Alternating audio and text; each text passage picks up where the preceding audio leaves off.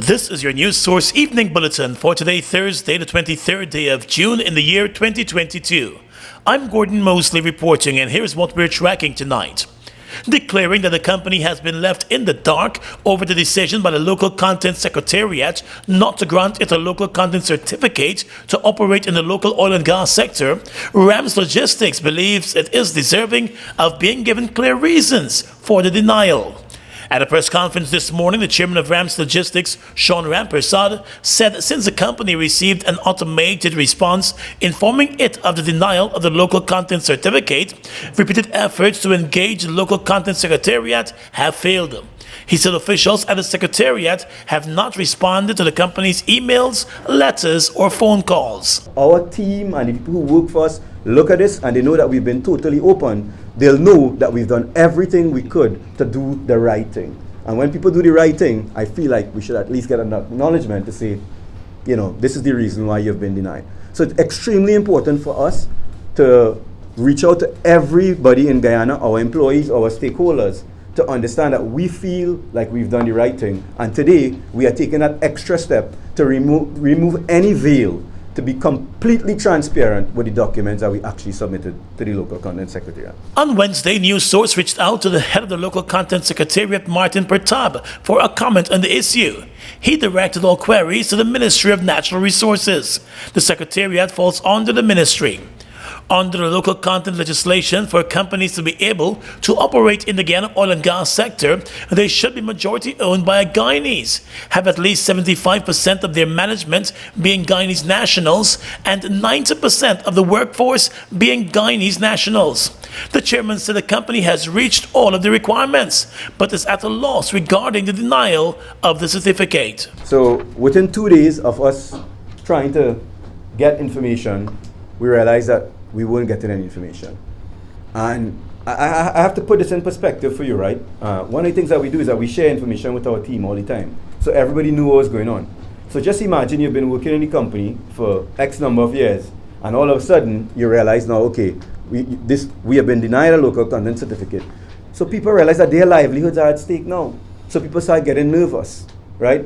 And they start wondering, is there a future for me in Rams Logistics? Mr. Rampersad said the livelihood of the company's more than 400 employees is now at stake. Rams Logistics was first registered in Guyana in 2013. The company grew quickly to become one of the largest logistics companies in the local oil and gas sector, as it landed major contracts from the oil companies. When it became clear that in order to be able to continue to operate in Guyana's oil and gas sector, it would need to be Guyanese majority owned, the Trinidadian company engaged Trinidadian-born Guyanese national and engineer Deepak Lal, who operates a large energy supplies company in Trinidad, to become the majority shareholder of the Guyana operations. While Lal was born in Trinidad and Tobago, his father is Guyanese by birth, and he was able to obtain Guyanese citizenship by descent. According to the chairman of Rams Logistics, Guyana, Mr. Deepak Lal became the majority shareholder after he purchased 51% of the company's shares at a cost of $1 million. Today, the company provided the bank transfer documents showing the money was paid. They also provided the birth certificates of the new director's father to prove that in keeping with the legislation, all of the requirements were met. Questioned as to why Mr. Lal was chosen over investors who were actually born in Guyana and still reside here, Mr. Rampersad said Lal met all of the requirements that the company was looking for in an investor. He said the company has done nothing wrong and is not even sure if that is the reason behind the denial of the certificate, and that is why he wants more information to be provided to the company. The decisions that ministries or statutory bodies take can only be based on law, right? The law says a Guyanese national, and I feel like everybody's very clear about what a Guyanese national is. Now, the government or anybody else has the right to change the law, right? And if the law is changed to say, okay, it's no longer a Guyanese national and it's a Guyanese resident, then we, like everybody else, would have to ensure that we comply with that law. The one suggestion I would love to make to the local content secretariat is if you do decide to make it Guyanese residents, to make sure we put something in place where we could then, like some sort of agreed procedure, where we could allow Guyanese employees who are resident to actually pick up those shares then.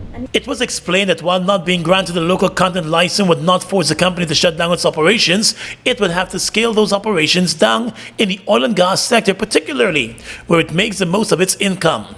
The chairman of Rams Logistics, Guyana, did not want to comment on the specific financial losses that the company faces with the non-approval of the license to operate in the oil and gas sector, but he said it would be millions of dollars. Under the Local Content Act, there is a provision in the case of a company being denied a certificate for that company to make a direct appeal to the Minister of Natural Resources. The Rams Logistics chairman said the company intends to do just that, as it continues to seek answers and maintain its operations in the Guyana oil and gas sector. More news coming up in just a moment. How fast is fiber? Think fast.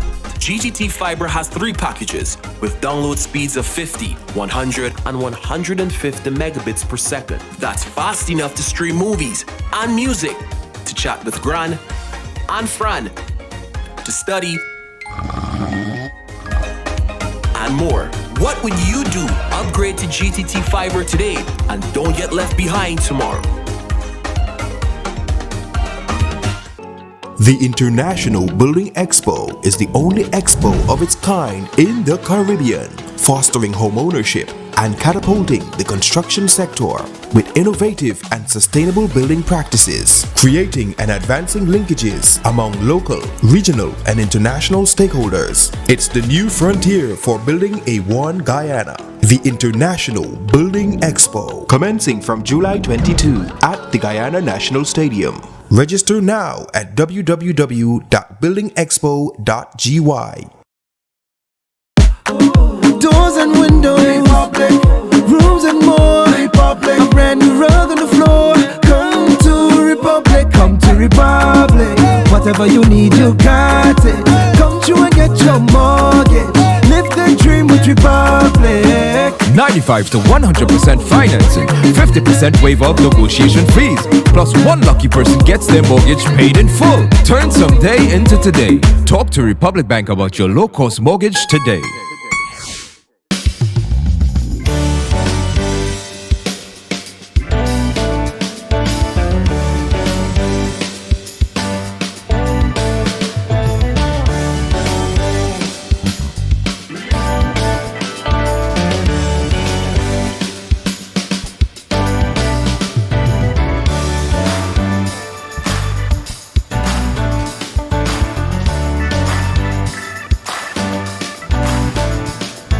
Get a chance to win a brand new Toyota Race when you apply for a home loan. Get pre-approved by applying online, in bank, or at the Building Expo. Apply now. Promotion ends July 24 and the drawing will take place on the final day of the International Building Expo. Here's your chance to win and drive home a Toyota Race. GBTI, we see Guyana through your eyes. Get in the game with Buster. Win a full gaming setup, Xbox X, gaming chair, gaming speaker and headset, or any of over 60 weekly prizes like Oculus Quest 2, Mini 2 drone, Nintendo Switch, and many more top gaming prizes. Check below for details.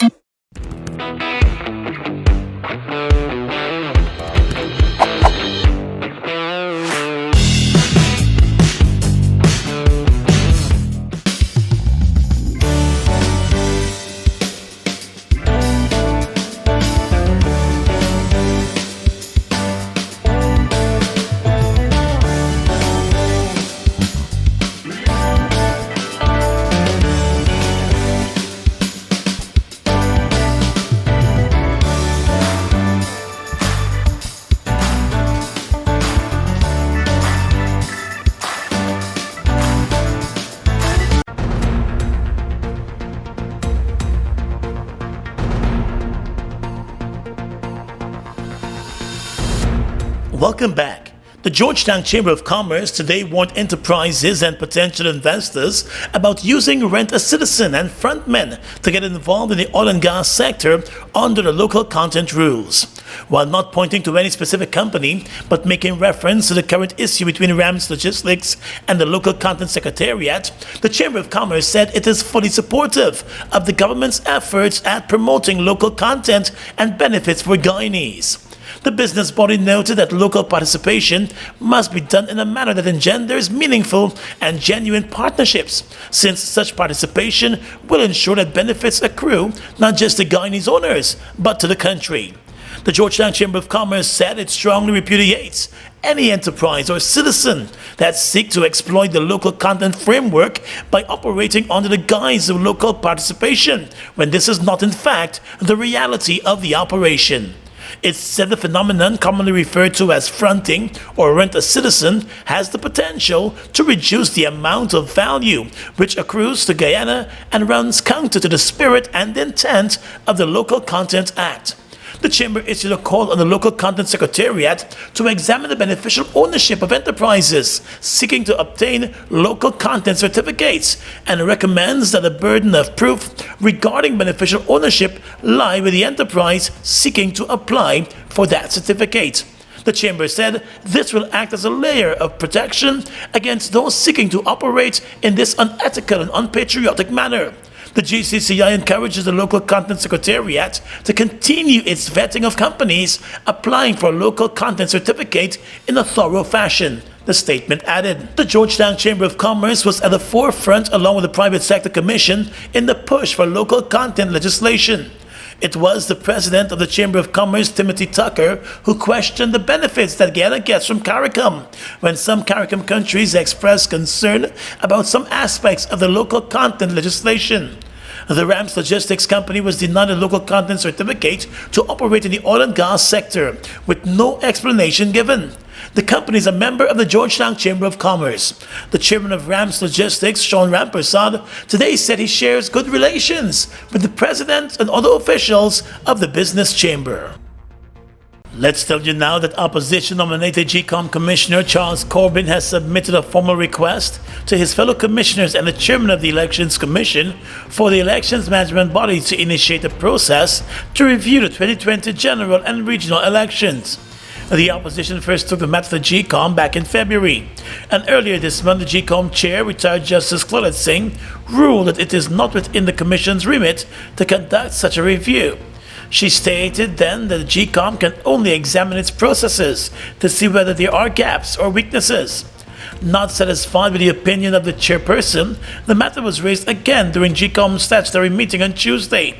And following that meeting, the Commissioner, Charles Corbin, has decided to put forward a motion on the table for consideration by the full Commission. In the motion's introduction, it was noted that the 2020 elections were subject to much controversy, pre-elections in terms of numeric disparities and post-elections in relation to the tabulation of results. He stated that there were discrepancies as it relates to the number of ballots cast and the number of persons who could have done so legitimately. The Commissioner wants the elections body to conduct its own independent review to gain a better understanding of the basis for the allegations and occurrences, and to consider if there are existing or potential weaknesses in the processes employed by GCOM for the conduct of elections. With the motion now submitted, it will have to be put to a vote before the entire Commission. Some of the commissioners have made known their disinterest in GCOM conducting such a review, and instead expressed their willingness to throw their support behind amending the Representation of the People's Act. With the GCOM chair already stating her position on the matter, the opposition commissioners will now have to convince her to consider the motion and push for the review to take place. President Irfanali recently announced a 4-member commission of inquiry that will examine the 2020 elections. The opposition has already stated that only the elections petition can bring finality to the 2020 elections and not the commission of inquiry. While persons applying for a new or renewed passport could find themselves waiting for as long as 40 days to get that new document. The Central Immigration and Passport Office has reported that it has been snagged by a number of setbacks caused by shipping delays. In a release, it was explained that while there have been unusual delays in the issuance of the Guyanese passport, the delays are as a result of factors beyond the control of the passport office. In a statement, they said the COVID-19 pandemic and other recent world events have caused disruption of countless supply chains, and the Guyana Police Force's Central Immigration and Passport Office has been affected by that disruption in the supply chain of material. It was also noted that the office continues to provide passports and other immigration document-related services, and is attempting to do so within the regular 5 working days period, despite the shortages. The delayed shipment is expected in Guyana in late August, and the situation should return to a state of normalcy by then. The passport office said while the delay is inevitable, it remains unwavering in its commitment to work assiduously to ensure that things are back to normal at the shortest possible time.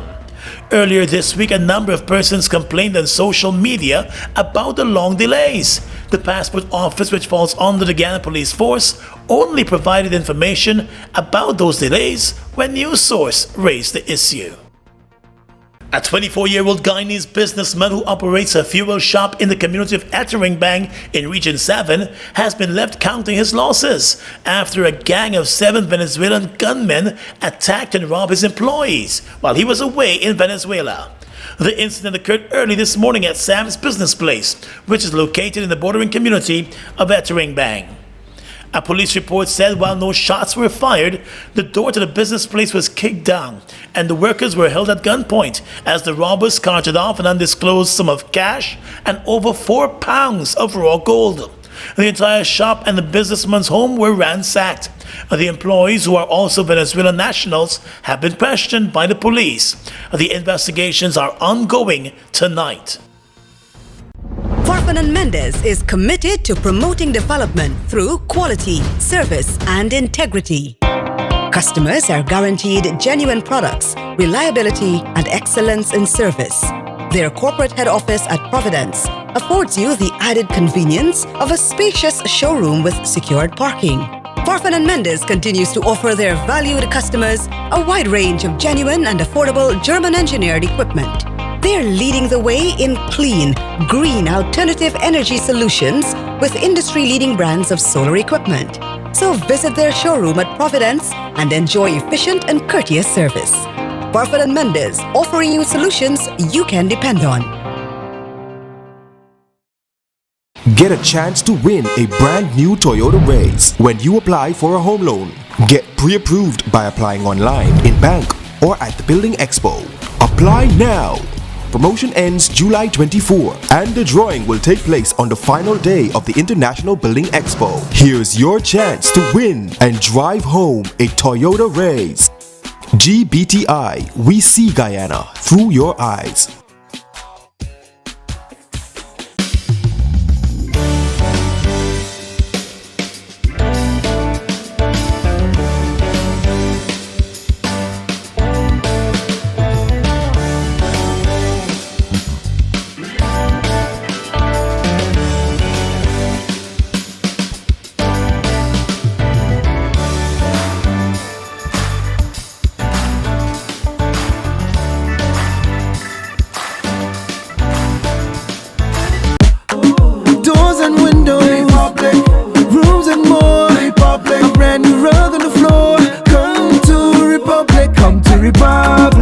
Whatever you need, you got it. Come through and get your mortgage. Live the dream with Republic. 95 to 100% financing, 50% waiver of negotiation fees, plus one lucky person gets their mortgage paid in full. Turn some day into today. Talk to Republic Bank about your low-cost mortgage today. Get in the game with Buster. Win a full gaming setup, Xbox X, gaming chair, gaming speaker and headset, or any of over 60 weekly prizes like Oculus Quest 2, Mini 2 drone, Nintendo Switch, and many more top gaming prizes. Check below for details. Fuel it up and drive, super 95. Tune up, fuel it up and drive, super 95. Tune up, protect your fuel system, boy.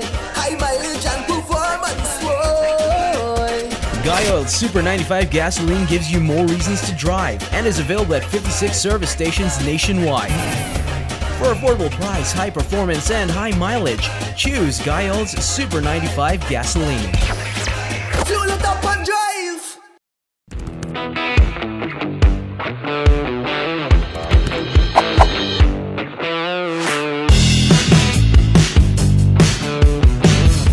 Across the region tonight, an official in Haiti has confirmed that at least 8 inmates have died at an overcrowded prison that ran out of food 2 months ago, adding to dozens of similar deaths this year as the country's institutions crumble. Hunger and oppressive heat contributed to the inmates' deaths reported this week by the prison in the southwest city of Les Cayes. The official said the prison houses 833 inmates. The United Nations Security Council released a report last week saying 54 prison deaths related to malnutrition were documented in Haiti between January and April alone in the country of more than 11 million people. It urged Haiti's government to take the necessary measures to find a long-lasting solution to the prison food, water, and medicine crisis. The country's severely overcrowded prison system has long struggled to provide food and water to inmates. It blames insufficient government funds, and the problem has worsened in recent months, leading to a new rise in severe malnutrition and deaths. By law, prisons in Haiti are required to provide inmates with water and 2 meals a day, which usually consists of porridge and a bowl of rice with fish or some type of meat. Destination Jamaica has welcomed its 1 millionth stopover visitor for 2022 as the tourism industry in that country continues to show strong signs of a recovery. The milestone was celebrated last Wednesday with the arrival of Brian Simmons, who landed at Montego Bay Sangster International Airport on a JetBlue flight from New York. The Minister of Tourism in Jamaica, Edmund Bartlett, noted that majority of the increase in tourist arrivals to Jamaica occurred in the last 4 months, and he expected the island to reach another 1 million visitors by October this year. He said it's wonderful to see more than 1 million guests already arriving in the island. In addition to Minister Bartlett, the Director of Tourism at the Jamaica Tourist Board and the Deputy Mayor of Montego Bay, Richard Vernon, were on hand to mark the celebratory occasion. In the summer of 2019, Jamaica welcomed more than 250,000 long-stay visitors. And finally tonight, international news. The U.S. Supreme Court has struck down a New York law restricting gun carrying rights in its most important judgment on guns in over a decade. It expands gun rights amid a fierce national debate over the issue. The decision, which jeopardizes similar regulations in states like California and New Jersey, is expected to allow more people to carry guns legally. About a quarter of Americans live in states that could be affected if their own rules are challenged. The court found that a New York law requiring residents to prove proper cause to carry concealed firearms in public violates the U.S. Constitution. Justice Clarence Thomas, writing on behalf of the 6 conservative judges who make up the court's majority, ruled that Americans have a right to carry commonly used firearms in public for personal defense. The 3 liberal justices, Elena Kagan, Sonia Sotomayor, and Stephen Breyer, dissented, meaning they disagreed with the majority opinion. The decision comes amid political divisions over how to address gun violence in the U.S., which were deepened by high-profile shootings at a primary school in Texas and the grocery store in Buffalo, New York, last month. And that's your News Source Evening Bulletin for tonight. I'm Gordon Mosley reporting and encouraging you to stay safe.